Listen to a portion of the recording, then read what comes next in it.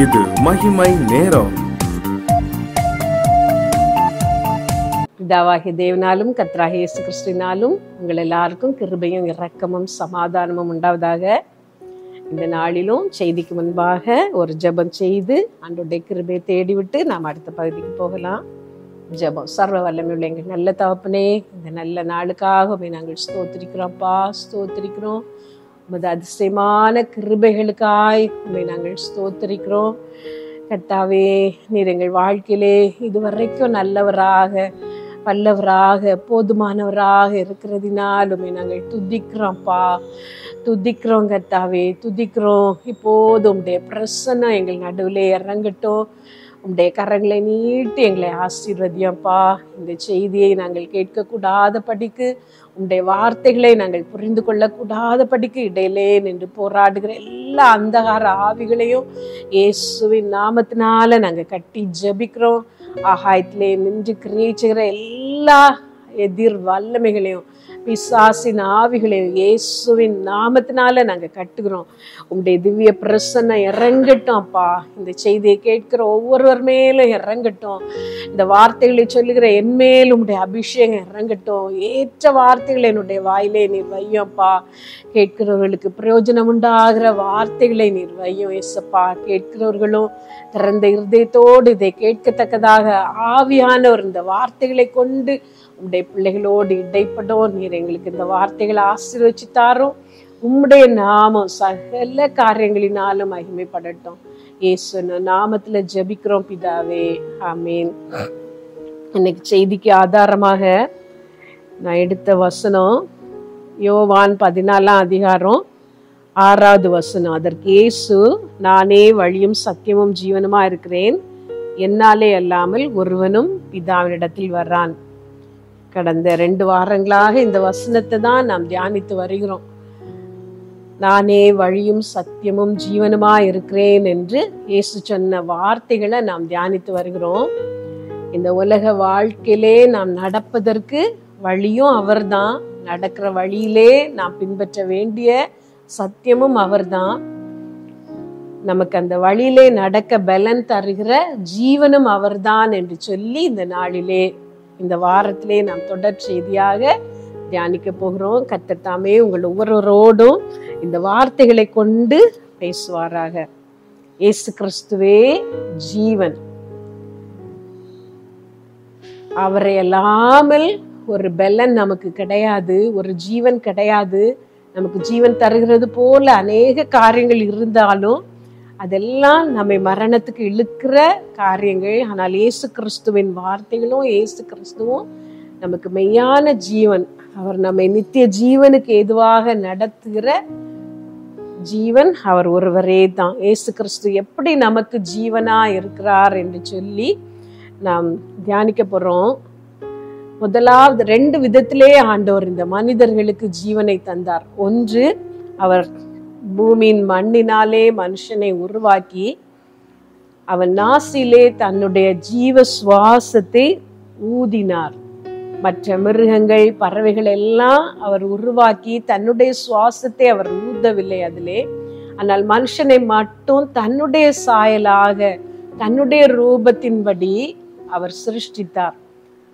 பார்த்து பார்த்து செய்தோம் என்று சொல்வோமே, அதே போல அவர் நமக்கு 2 கால்கள், 2 கைகள், 2 கண்கள் அழகாக நம்மை வைத்து அழகாக நம்மை உருவாக்கினார். மண்ணினாலே அவர் உருவாக்கி விட்டு தன்னுடைய சுவாசத்தையே அதிலே ஊதினார். மனுஷன் ஜீவாத்மாவானான். மிருகங்கள், பறவைகள் எல்லாம் ஜீவாத்மா ஆகவில்லை. இந்த உலக வாழ்க்கையோடு அவைகளின் வாழ்க்கை முடிந்து போகும். பிரசங்கிலே சொல்லி இருக்கிறது, தாழ பூமியில் இறங்கும் மனுஷருடைய ஆவி என்று சொல்லி. ஆனால் இயேசு கிறிஸ்து நமக்கு தந்திருக்கிற இந்த ஜீவன் அழியாதது, நித்தியமானது. அவருடைய ஜீவனையே அவர் நமக்கு தந்ததினால் அந்த ஜீவன் அழியாதது, நித்தியமானது. இந்த உலக வாழ்க்கை, உலக வாழ்க்கையோடு மனுஷருக்கு தந்திருக்கிற இந்த உலக வாழ்க்கை இதோடு முடிந்து விடுவதல்ல. அந்த உலகத்திலே நாம் கண்ணை மூடும் பொழுது இன்னொரு இடத்திலே நாம் தொடங்குகிறோம். அதுதான் அவர் நமக்கு தந்த ஜீவனின் ரகசியம். அது நித்தியமானது. ஒன்றிலோ நாம் மோட்சத்திலே தொடங்குவோம், இல்லை நரகத்திலே போய் முடிவோம். 2 இடங்களில் ஏதாவது ஒரு இடத்திற்கு ஆண்டவர் நமக்கு தந்திருக்கிற அந்த ஜீவன் போய்தான் ஆக வேண்டும். மனுஷன் அந்த ஜீவனை பாதுகாக்க வேண்டியதும், ஆண்டோருக்காக இந்த உலகத்திலே அதை ஆண்டோருக்காக அதை கொடுப்பதும் அவசியமாக இருக்கிறது. நம்முடைய ஜீவன் அவரே என்று அவரை நாம் ஏற்றுக்கொள்வது அவசியமாக இருக்கிறது. இதை கேட்கிற நீங்கள், ஆண்டவர் உங்களுக்கு தந்திருக்கிற அந்த உலக வாழ்க்கை வாழ்வதற்காக, வாழ்க்கையை அனுபவிப்பதற்காக மட்டும் என்று நினைத்து கொண்டிருக்கிறீர்களானால் உங்கள் எண்ணங்களை மாற்றிக்கொள்ளுங்கள். உலக வாழ்க்கை வாழ்வதற்கு தான் நாம் வெற்றியோடு இந்த வாழ்க்கையை வாழ வேண்டும். ஆனா வெற்றியோடு இந்த வாழ்க்கையை நாம் முடிக்க வேண்டுமானால் ஆண்டவர் நமக்கு தந்திருக்கிற அந்த ஜீவனை நாம் பாதுகாக்க வேண்டும். அது நித்தியத்திற்காக அது சம்பாதிக்கப்பட வேண்டும். மனுஷன் உலகம் முழுவதையும் ஆதாயப்படுத்தினாலும் தன்னுடைய ஜீவனை நஷ்டப்படுத்தினால் அவனுக்கு லாபம் என்ன என்று இயேசு கிறிஸ்து நமக்கு சொல்லி இருக்கிறார். அந்த ஜீவனை நஷ்டப்படுத்தாதபடிக்கு நாம் பாதுகாக்க வேண்டும். அதற்கு நமக்கு ஜீவனா இருக்கிறவர் ஆண்டவர் நமக்கு தந்த ஜீவனை நித்திய ஜீவனுக்கு கொண்டு போவதற்கு நமக்கு ஜீவனாக இருக்கிறவர் இயேசு கிறிஸ்து தான். ஏமி கார்மைக்கேல் அம்மையார் அவர்களுடைய வாழ்க்கையை பற்றி நான் வாசித்த பொழுது ஒரு சம்பவம், அவர்கள் ஊழியத்திற்கு வர காரணமாக இருந்த ஒரு தரிசனத்தை நான் வாசித்தேன். அவர்கள் பார்த்த தரிசனத்திலே ஒரு பெரும் திரளான ஜனங்கள் ஒரு பெரிய வழியிலே போய்கொண்டிருந்தார்களாம். அந்த வழி முடியும் பொழுது திடீரென்று எல்லாரும் கீழே விழ தொடங்கினார்கள். அவர்கள் விழுந்த வழியிலே சின்ன செடிகள், சின்ன புதர்கள் போல நின்றது. அதை பிடித்தாவது மேலே வந்து விடலாம் என்று பிடிக்கும் பொழுது அதுவும் சேர்த்து அவர்களை கீழே இழுத்து நரக பாதாளத்திலே விழுந்து கொண்டிருந்தார்களாம். அந்த நரக பாதாளத்திலே அவர்கள் விழும் பொழுது போட்ட சத்தம் அவர்களுடைய காதிலே அதிகமாக அநேக நாட்களாக தொனித்து கொண்டு இருந்ததினால் அவர்கள் ஊழியத்திற்கு வந்தார்கள் என்ற ஒரு சம்பவத்தை நான் வாசித்தேன். உலக வாழ்க்கை முடிந்து விடுகிற ஒரு வாழ்க்கை. அது திடீரென்றோ நெடுநாட்களுக்கு பின்போ அது முடிந்துதான் போகும். ஆனால் நாம் அந்த வாழ்க்கையை ஆதாயப்படுத்த வேண்டும். அதற்கு நமக்கு உதவுகிறவர் இயேசு கிறிஸ்து. அவரை ஜீவனாக நாம் ஏற்றுக்கொள்ள வேண்டும். அந்த ஜீவனை நாம் ஏற்றுக்கொள்ள வேண்டும்.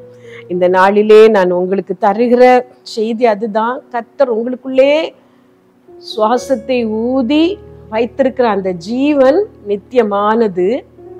அதை நீங்கள் நித்தியத்திற்கென்று ஆதாயப்படுத்த வேண்டும். இழந்து போகக்கூடாது. இழந்து போகாமல் அதை ஆதாயப்படுத்துவதற்கு ஒரே வழி இயேசு கிறிஸ்துவே தான். நானே ஜீவன் என்று சொன்னார். நம்முடைய ஜீவன் செத்து போகாமல் உயிர்ப்பிக்கப்பட இயேசுவாகிய ஜீவன் அதிலே இணைய வேண்டும். இதை கேட்கிற நீங்கள் ஒரு நிமிஷம் ஒரு தீர்மானம் எடுத்து, உலகத்திலே நீங்கள் என்ன வேலை பார்த்தாலும், என்ன வாழ்க்கை வாழ்ந்தாலும், என்ன சந்தோஷங்களை அனுபவித்தாலும் அதற்கு நடுவிலே இயேசுவாகிய ஜீவனை உங்கள் இருதயத்திலே ஏற்றுக்கொள்ள வேண்டும். ஏசப்பா, என்னுடைய வாழ்க்கையை நான் இழந்து போகக்கூடாது. என்னுடைய ஜீவன் நித்தியத்திற்கென்று ஆதாயப்படுத்தப்பட வேண்டும். அதை நான் இழந்து போகக்கூடாது. எனக்கு உதவி செய்யும் என்று ஒரு நிமிஷம் எங்கள் கண்களை மூடி ஜெபிங்கள். சர்வ வல்லமையுள்ள எங்கள் நல்ல தகப்பனே, இந்த நாளிலே நீர் எங்களுக்குள்ளே ஊதி மனுஷன் ஜீவா ஆத்மா ஆனான் என்று சொல்லி எங்களுக்குள்ளே வைத்திருக்கிற அந்த ஜீவன் நித்தியமானது. அதை நாங்கள் உம்முடைய ஜீவனை எங்களிலே பெற்றுக்கொள்ளும் பொழுதுதான் நாங்கள் பாதுகாக்கிறோம், அதை ஆதாயப்படுத்துகிறோம் என்று பார்த்தோம். கர்த்தாவே, இந்த செய்தியை கேட்கிற ஒருத்தர் கூட நரகத்துக்கு பாத்திரமாய் போகக்கூடாது ஆண்டவரே. ஒவ்வொருத்தரும் தங்களுடைய ஜீவனை ஆதாயப்படுத்த தக்கதாக உம்மை ஏற்றுக்கொள்ளுகிற ஒரு இருதயத்தை அவர்களுக்கு நீர் உண்டாக்கும். ஒவ்வொருத்தரும் இருதயத்தை திறக்கத்தக்கதாக நீர் அவர்களுக்கு உதவி செய்ய ஆண்டவரே. பூட்டப்பட்டிருக்கிற எல்லா இருதயங்களும் ஏசப்பாவுக்காக திறக்கப்படட்டும்.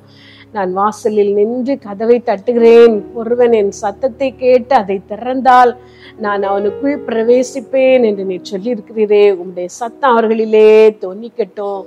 நான் உன் இருதயத்திலே பிரவேசிக்கட்டும். உனக்கு ஜீவன் உண்டாகும்படி உன்னிலே நான் வரட்டும் என்று நீ சொல்லுகிற அந்த சத்தம் இப்பொழுது ஒவ்வொரு உள்ளத்திலும் தொனிக்கட்டும். கர்த்தாவே, உள்ளங்கள் திறக்கப்படட்டும். ஏசப்பா, எனக்குள்ளே வாரும், உன்னுடைய ஜீவனை எனக்குள்ளே வையும் என்று சொல்லுகிற ஒவ்வொருத்தரையும் நீர் ரட்சித்து அவருடைய நாமங்களை உங்களுடைய ஜீவ புஸ்தகத்திலே எழுத நாங்க ஜெபிக்கிறோம்.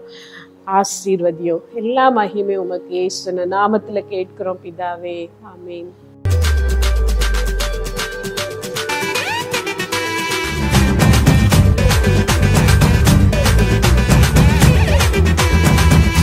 மகிமை மகிமை மகிமை மகிமை மகிமை